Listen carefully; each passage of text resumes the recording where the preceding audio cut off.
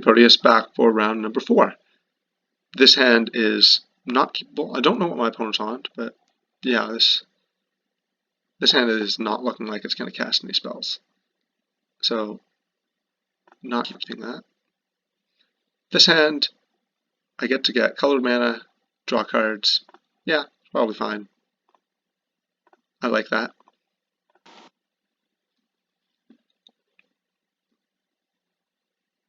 One of the... Oh no, it's Stompy again. Or maybe it's not Stompy because they don't have a 1. I don't know.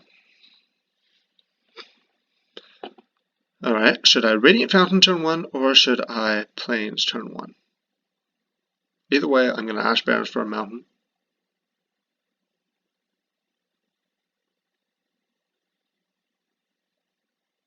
I think I want a Radiant Fountain just to camouflage a tiny bit what I am, but it really doesn't. Like, Radiant Fountain just means control or slow mid-range. So I guess that doesn't accomplish very much.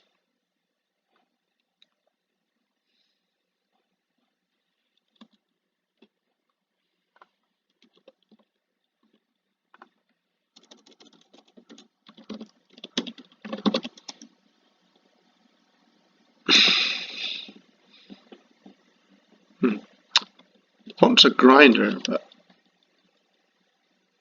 maybe not a standard one. Or not a Pauper one. Nah, I don't want to disguise anything. There's no point. I just want to make sure I can cast my spells. What is my opponent on? Is this a Burning Tree Emissary? Maybe more than one? Is it... Probably not Muscle Sliver, but I guess that's possible. Or could be Sohana Ledgewalker. Could be another hexproof deck.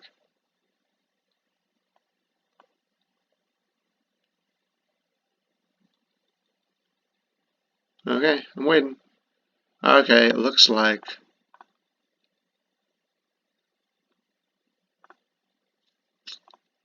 Stompy. So I can definitely choose... Like, I can just kill an Estimator. It's not using my mana very well. I think I want to do this. I want to try to turn on Metalcraft. I want to use my mana effectively. My opponent has a way to punish me not removing their creatures. They're going to get me anyways because I can't remove very many of their creatures.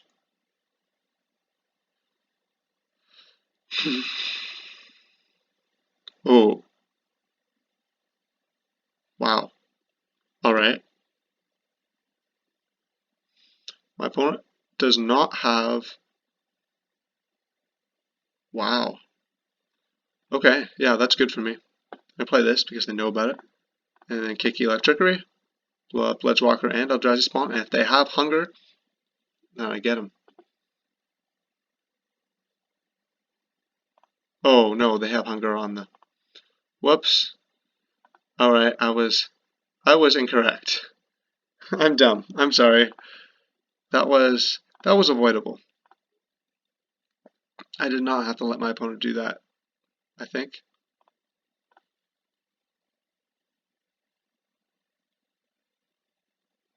Because my opponent didn't know I had Electrickery, so they'd probably play into it. I'm really dumb. That was not good. Anyways, let's see if I can do a little better than that. I have to play the Prophetic Prism. I have to draw the cards. Maybe I shouldn't have tapped the white mana. I probably want to play the Radiant Fountain. So that I can bounce it later with the Garrison.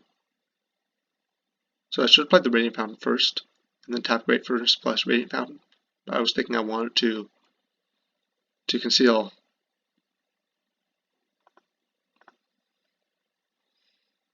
So this game is probably out of my reach at this point, unless my opponent has all lands.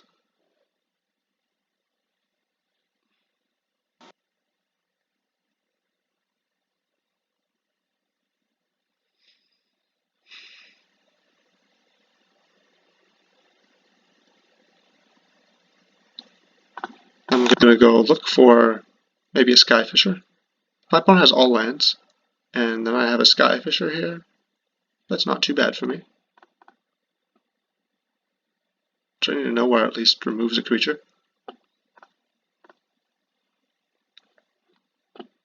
Means I'm not dead yet. Unless my opponent has vines or something like that.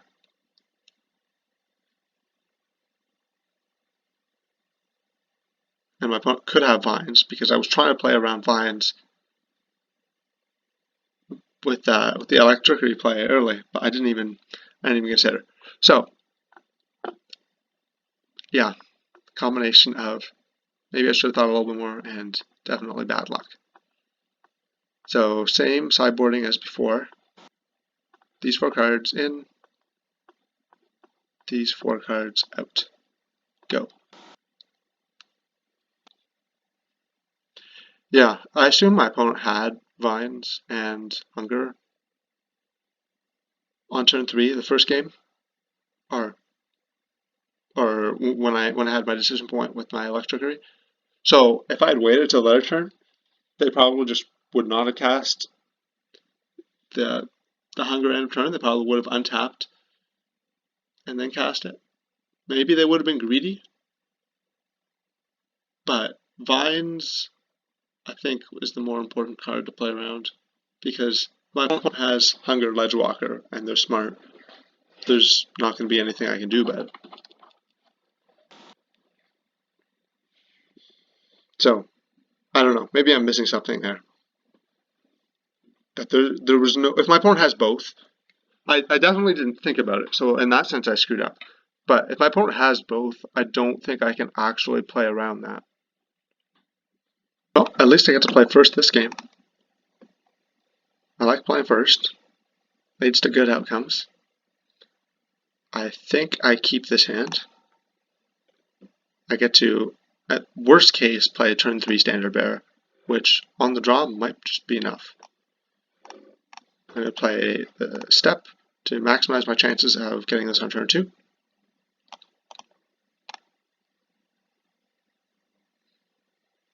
And so my opponent doesn't have a 1. Crazy. Well, they're not likely to play anything that Standard Bearer cares about on turn 2. So that means I should Prism, right?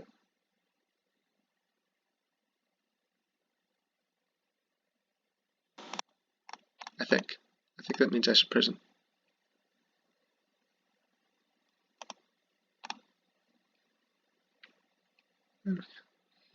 Because, well, I assumed that no 1-drop meant Burning Tree Emissary, but I guess no Burning Tree Emissary either. Of course, I'm kind of going all in here because I can't protect it. So I'm going to get Epic Confrontation or Gut Shotted out of the game. But that's okay. That's okay, at least I tried. Maybe my opponent has a handful of Elven Guides and they won't do anything. That's possible. Ah, Pit Skulks. That's what their plan was. And here I get Skyfisher, bounce the Prism, replay the Prism. As long as my opponent can't kill my Standard Bearer, and it's totally possible they can, but if they can't, I'm in really good shape.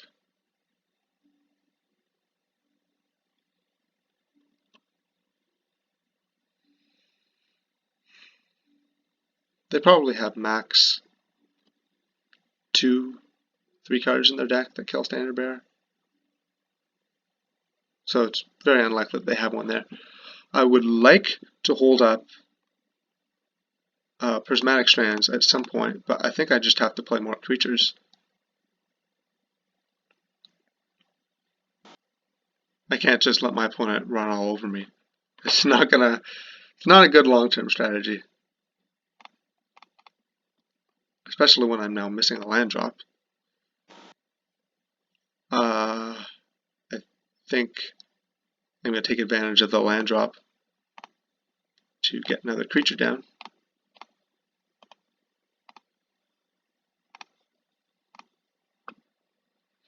Do I attack here? I don't think so. Nah, I'm gonna attack.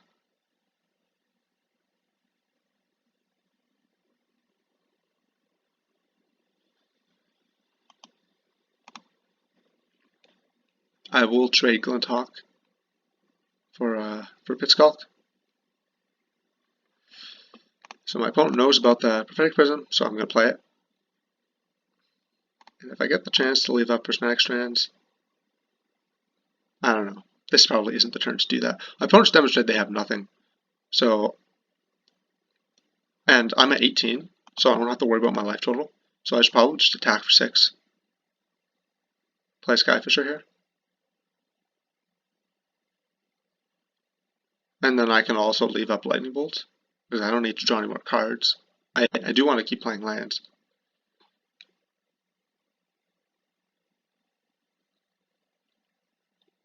But I think I'm okay otherwise. I'm not going to die unless my opponent top decks Epic Confrontation or Get Shot.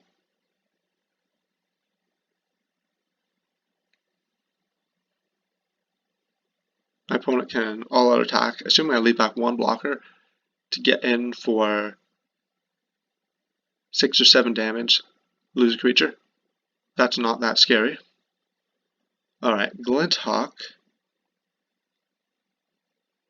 Okay, so I'm going to repeat what I did last turn then, I think.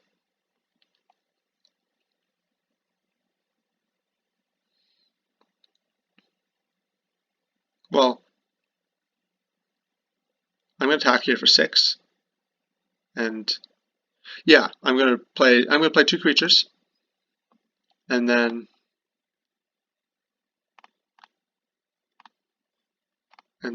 attack for 6, put my opponent down to 12. Next turn, attack for 10, and then bolt my opponent to death.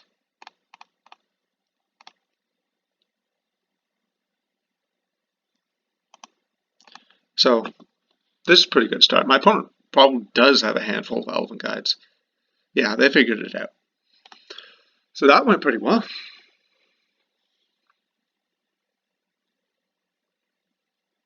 I didn't see any scatter shots. That doesn't mean they didn't exist.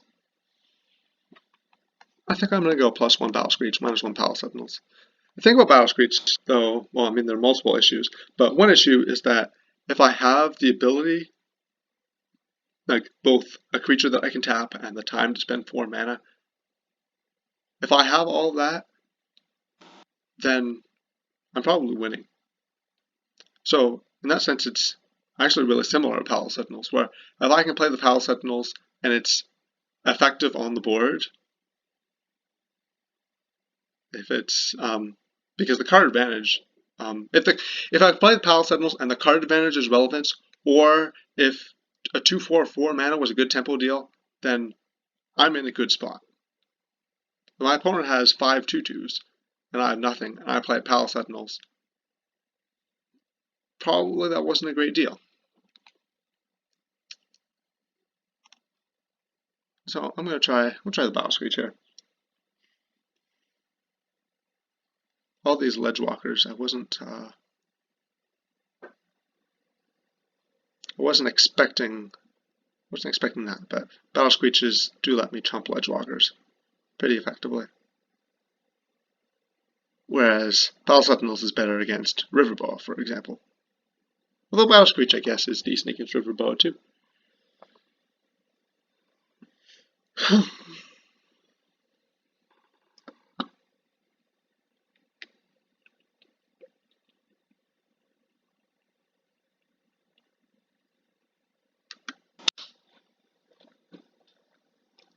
I'm on the draw, so this is going to be the hard game.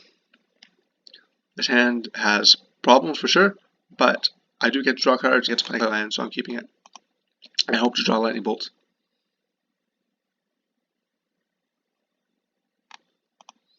Okay, didn't draw a Lightning Bolt, but I can always pretend. I can pretend. Ledgewalker is not the best 1/2 for my opponent. That's a slow start. I have to not miss land drops. Oh no. I really have to not miss land drops. I can't expect to do very well on 2 lands.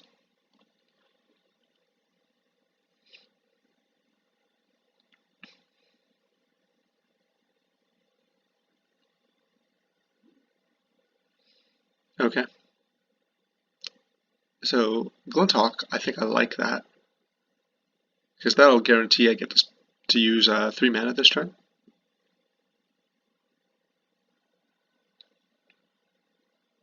My opponent doesn't have a land, is that right? Ooh, Lightning Bolt.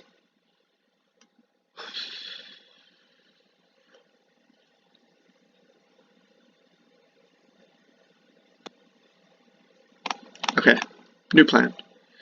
Skyfisher, the same way I would have played a Glinthawk, and then Lightning Bolt the Pitskulk.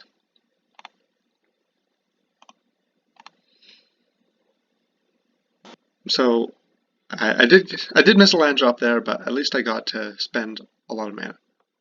I'm going to do the same thing next turn, or at least that's my plan, with the Glinthawk. And I'm hoping to just draw a land and not have to worry about all this. Opponent, see if they play a land. They could have Elephant Guide. But at least, well, Epic Confrontation plus Gut Shot. Wow. That was a lot of resources.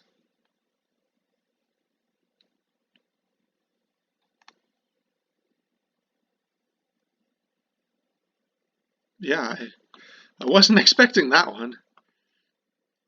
My opponent has demonstrated that they don't have vines, I think, because if you have vines there, you just attack, right?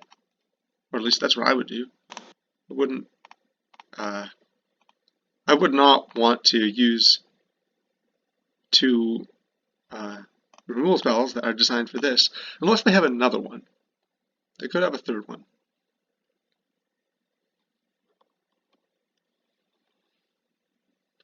Is this an Elephant Guide? It's a gleeful sabotage blowing up my land. Oh no. Okay. Well, that's something. I don't want to play Glinthawk Bounce Prophetic Prison, so this is pretty awkward.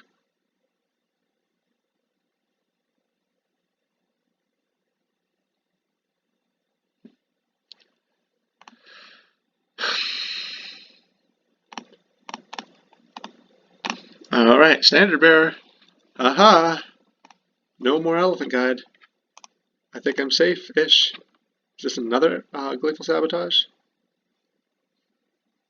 It doesn't rule it out. Oh, of course, that was the top deck. What have we got? What have we got here? What have we got? My opponent's attacking, so that looks like Hunger. Wait, that doesn't make any sense.